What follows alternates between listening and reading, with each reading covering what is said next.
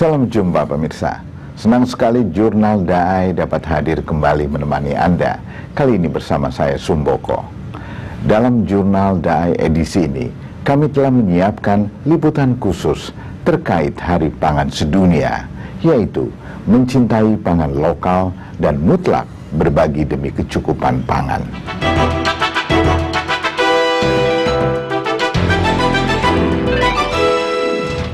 Hari Pangan Sedunia mulai diadakan sejak tahun 1981. Momentum itu sangat penting karena hal pertama dari 5 fakta mendasar tentang pangan adalah posisi pangan sebagai kebutuhan dasar manusia yang tidak tergantikan. Dengan adanya pangan, kehidupan berjalan. Tahun ini, Hari Pangan Sedunia ke-33 mengambil tema Sistem Pangan Berkelanjutan untuk Keamanan Pangan dan Nutrisi. Secara nasional, tema tersebut diadopsi menjadi optimalisasi sumber daya lokal menuju kemandirian pangan dan percepatan perbaikan gizi bagi masyarakat.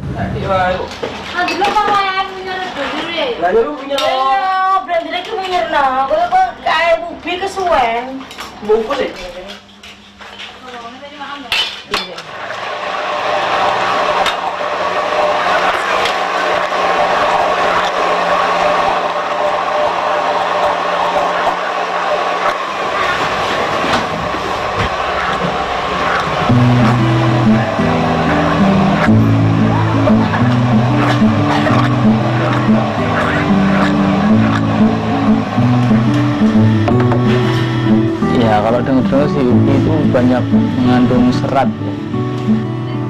Kalau ubi ungu itu pernah dengar katanya banyak mengandung serat, bagus kalau buat dimakan katanya gitu. Masih jarang, kalau waktu kita pertama bikin masih jarang. Itu di pasar Senen? Di pasar Senen. Pertama kali saya 2010 jualan bikin, terus saya titip-titipin aja itu Mbak, belum jualan sendiri, masih nitip di tempat orang. Ya kalau awal-awal sih ya bikinnya ya 10 kilo pertama, terus naik lagi 15 kilo, naik lagi sampai 20 kilo lah waktu awal-awalnya itu. Terus tahun kedua bisa jualan sendiri ya nyampe 50 kilo. Kalau di itu namanya ubi bit namanya, yang ungu. Kalau di pasar induk saya belanjanya di sana tuh bilangnya bit. Ya, kalau yang kuning sama yang putih kan udah biasa, kalau yang ungu kan belum. Ya baru berapa tahun ke belakang ini kan baru ngetrennya kan itu ubi ungu itu. Kalau ubi yang ungu itu rasanya tuh kalau beras ya beras ketan itu, jadi rasanya agak gimana, legit, ada legitnya lah kalau orang yang bisa ngerasain itu. Ya pokoknya pikiran saya tuh berani bikin ubi soalnya belum banyak yang bikin gitu. Pasti saya yakin itu laku kalau pikiran saya, soalnya kan jarang yang bikin bolu ubi kayak saya. Ya pembelinya bilang ini masih aneh kan gitu, jarang yang bikin, masih belum banyak yang ngerti masalah bolu ubi itu, katanya belum banyak yang ngerti gitu. Kalau di kalangan masyarakat yang bawah, mungkin kalau yang di atas mungkin udah tahu semua ya, kayak di mall itu mungkin udah ada semua.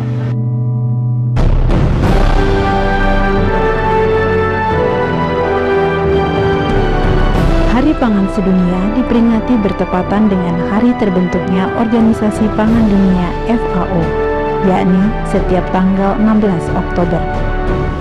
Momentum ini selalu penting karena terus mengingatkan penduduk dunia untuk arif mengelola kebutuhan pangan yang diperlukan sepanjang hidup manusia. Mulai diperingati sejak 1981, tahun ini HPS ke-33 mengambil tema internasional Sistem Pangan Berkelanjutan untuk Keamanan Pangan dan Nutrisi. Secara nasional, tema itu dikaitkan dengan upaya memberdayakan pangan lokal menuju kemandirian pangan.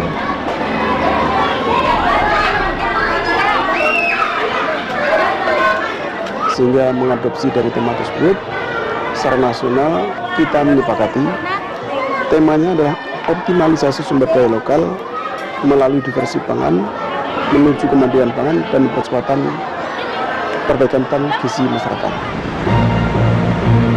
Pemerintah ingin masyarakat kita ini betul-betul mandiri secara berkelanjutan, khususnya mandiri di bidang pangan. Itu hal dasar dan dia sangat penting, karena kita semua tahulah bahwa dengan adanya perubahan iklim yang terjadi akhir-akhir ini, saya pikir kita semua memahami ini beberapa negara telah mengurangi ekspornya, ekspor pangan, termasuk Indonesia. Karena mereka sendiri juga mulai bermasalah untuk menyediakan pangan di negara masing-masing. Sehingga mau tidak mau, Indonesia harus berjuang dengan sangat luar biasa untuk menjaga agar kita ke depan ini tidak tergantung dari negara lain. Memang sejak tahun 2010 yang lalu, kita terus berkomitmen, tahun 2014 ini kita ingin berswasembada pangan.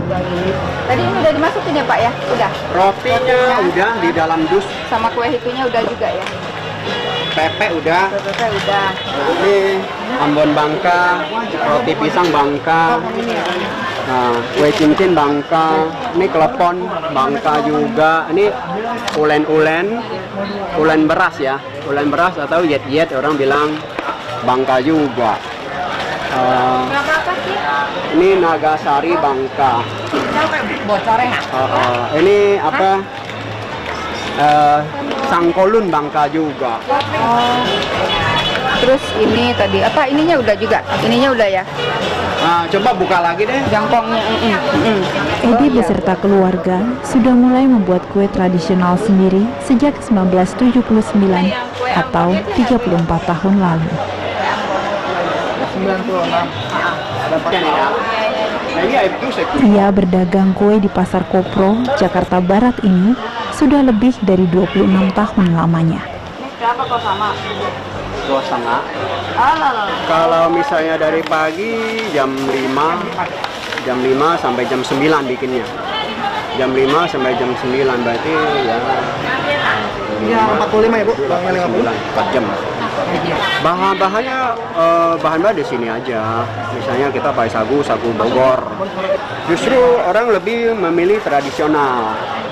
Tradisional itu namanya, maksudnya itu keasliannya loh. Kue tradisional di tempat ini tidak dapat bertahan lama karena rata-rata jauh dari bahan pengawet. Namun karena itulah para pembeli setia berlangganan di sini.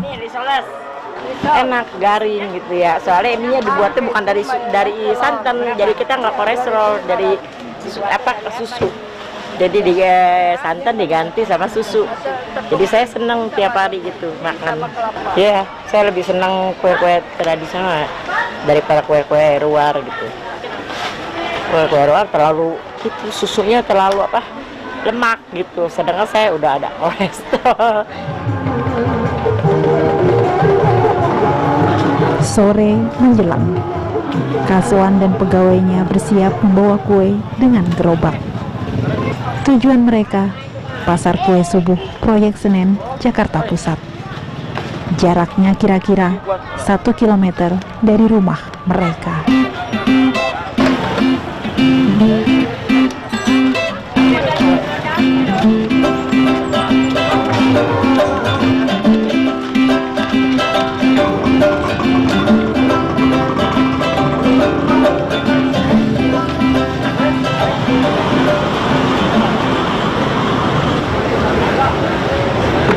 Ya kalau kue tradisional umumnya banyak di kue subuh, umumnya banyak dari mulai ya segala pernak-pernik ya semua, dari mulai lemper, risol, pokoknya segala jenis makanan Nusantara ada di sini. Kalau ramenya ya sore gini sampai jam 11, terus mulai ramai lagi setengah 4 sampai terang tanah sampai jam 1:30. rame itu rame. Satu meja kalau retribusinya yang ditarik nama Pasar Jaya 5.000, keamanan 1.000, untuk lampu 3.500. Kalau yang saya tahu kalau beli kue di Senen tuh untuk pemasaran di luar jual eceran ya selisih sampai 50%. Di sini di Senen itu belum ada aja, soalnya langka lah istilahnya. Orang kan kadang-kadang orang lewat tuh mikirnya, memandangnya tuh sebelah mata gitu, ubi. Kadang kan orang nggak mau kan gitu, kalau yang belum tahu. Tapi kalau tahu rasanya mungkin beda. Kalau yang dijual tiap hari ya paling ya antara 10 sampai 50. Itu kalau ada pesanan ya sampai 200. Kalau yang buat hajatan biasanya orang tahlilan, kadang dikasih anak yatim piatu itu ya nyampe 500, nyampe 800 nyarinya kalau lagi rame. Kalau ya standarnya kalau orang buat jual ya 50 sampai 100 lah. Kalau perharinya ya antara 1.200, itu minimal 1.000 lah, 1.000 biji, 1.000 biji. Kalau rame ya bisa 2.000 semalam itu. Indonesia memiliki sumber daya makanan lokal yang beraneka ragam. Momentum Hari Pangan ini menjadi salah satu pengingat bahwa sumber daya tersebut perlu dikembangkan untuk mencapai kemandirian pangan. Tidak hanya dalam skala kecil, komoditi perdagangan dalam hal pangan lokal juga memiliki prospek cerah, karena pangan adalah kebutuhan utama manusia yang tidak tergantikan.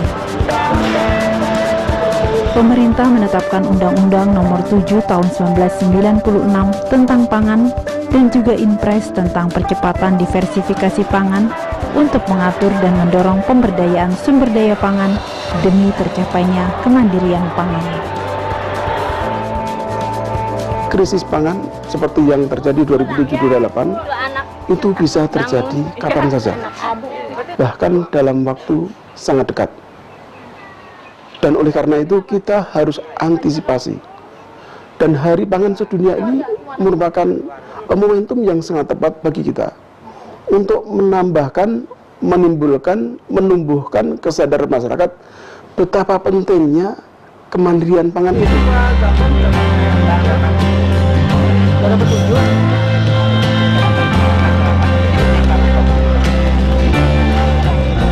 Menghargai dan menggali sumber daya lokal demi kemandirian pangan dapat dilakukan mulai dengan cara sederhana.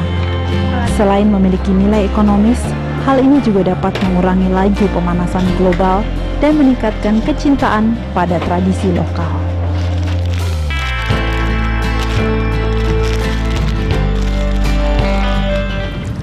Langkah mutlak yang perlu dilakukan untuk menjamin kecukupan pangan adalah berbagi.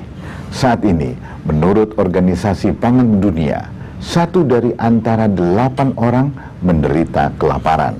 Sementara 1,3 miliar ton makanan terbuang percuma setiap tahun.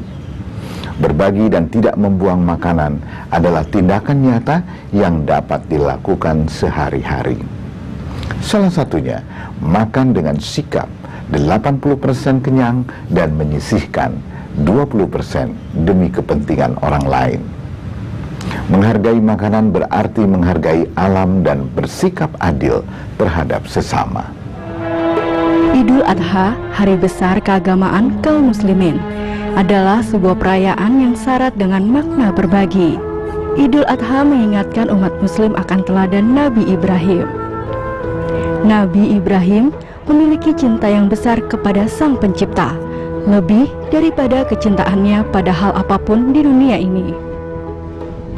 Seperti juga Hari Raya Idul Fitri, pada Hari Raya Idul Adha, umat muslim melakukan sumbangsih dengan saling berbagi, terutama kepada kaum duafa. Momentum Hari Raya Idul Adha yang tahun ini jatuh pada tanggal 15 Oktober, mengingatkan setiap insan untuk mengamalkan amal soleh melalui berbagi, khususnya berbagi pangan. Makna berbagi dalam Idul Adha tahun ini menjadi semakin berarti. Berdekatan dengan Hari Pangan Sedunia setiap 16 Oktober yang senantiasa mengingatkan pentingnya saling membantu untuk kecukupan pangan.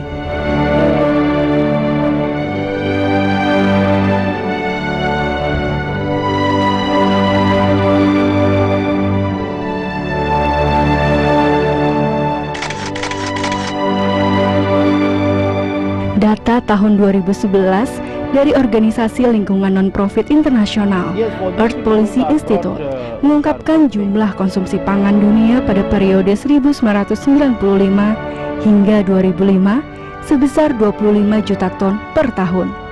Namun jumlah itu meningkat drastis, yakni pada kurun waktu 5 tahun, yaitu 2005 sampai 2010. Konsumsi pangan dunia mencapai 41 juta ton per tahun.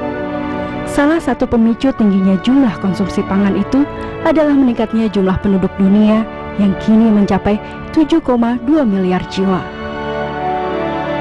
Selain peningkatan jumlah penduduk, masalah lain yang turut mempengaruhi kecukupan pangan adalah konversi lahan untuk pemukiman dan industri, serta ancaman perubahan iklim yang berpengaruh pada pertanian. Para peneliti memperkirakan kenaikan 1 derajat Celcius akan menurunkan 10% produktivitas pertanian. Langkah yang dapat dilakukan untuk menuju keamanan pangan adalah mencintai sumber daya pangan lokal. Kita mulai memikirkan bagaimana supaya anak itu tidak hanya mengumpulkan uang dan sembako untuk orang-orang miskin yang kita biasanya hanya menjelaskan. Tapi kali ini kita ingin supaya anak merasakan. Karena dari pengalaman merasakan di sekolah, seperti mereka dengan menggunakan pakaian daerah, dengan menggunakan makanan tradisional dan melatih mereka untuk membagi, dan mereka tahu, oh ternyata kita di Indonesia itu banyak ini suku, banyak ini budaya, banyak kekhasan makanan, akhirnya mereka menghargai. Jadi dengan Hari Pangan ini pertama memang kita mengajak mereka untuk bersyukur, berterima kasih kepada Tuhan bahwa ternyata banyak sekali makanan yang dihasilkan di Indonesia sendiri. Kumpul-kumpul bersama di mall KKRI sampai skill yang kita miliki, IT yang kita miliki. Langkah lain yang tak kalah penting adalah mutlak tindakan berbagi.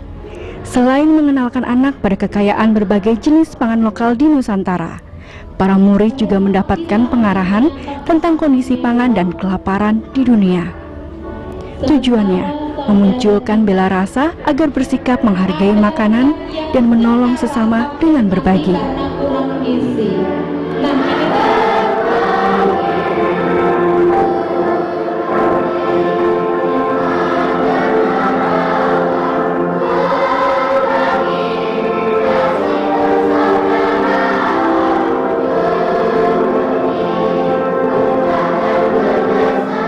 Belajar supaya nggak buang makanan. Soalnya masih banyak orang yang membutuhkan makanan, yang terutama yang kekurangan gizi juga.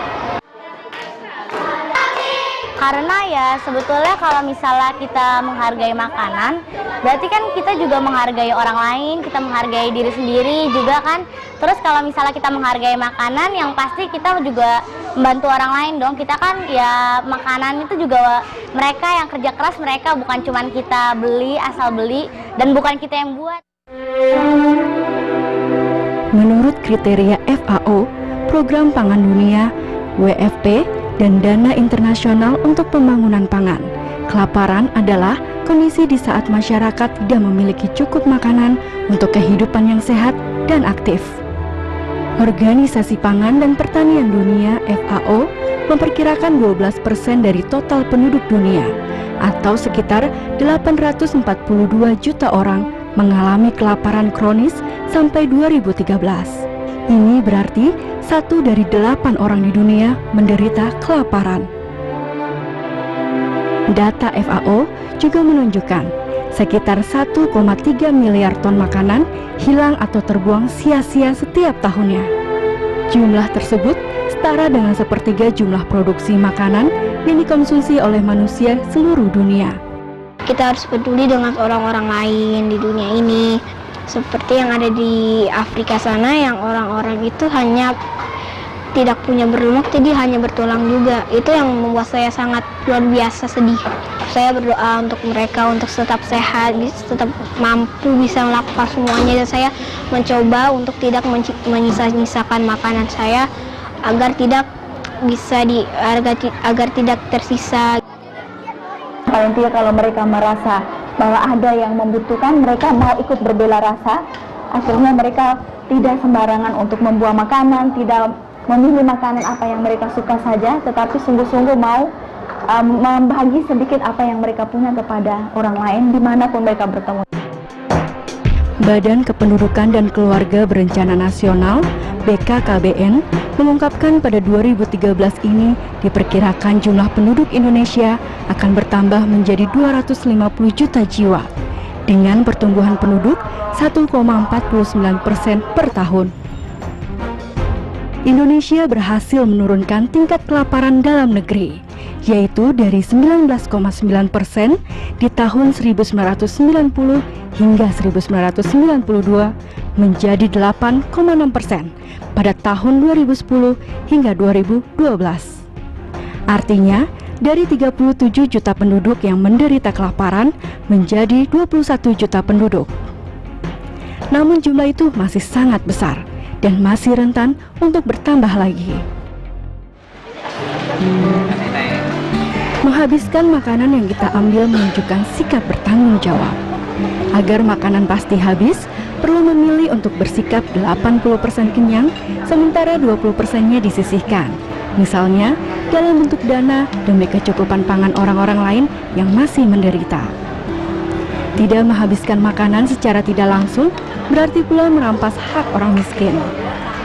Lagi pula sisa makanan yang terbuang dan membusuk menambah jumlah gas metana, salah satu emisi gas rumah kaca yang menciptakan pemanasan global. Karenanya, bersikap bijak terhadap makanan dan berbagi adalah mutlak demi kecukupan pangan.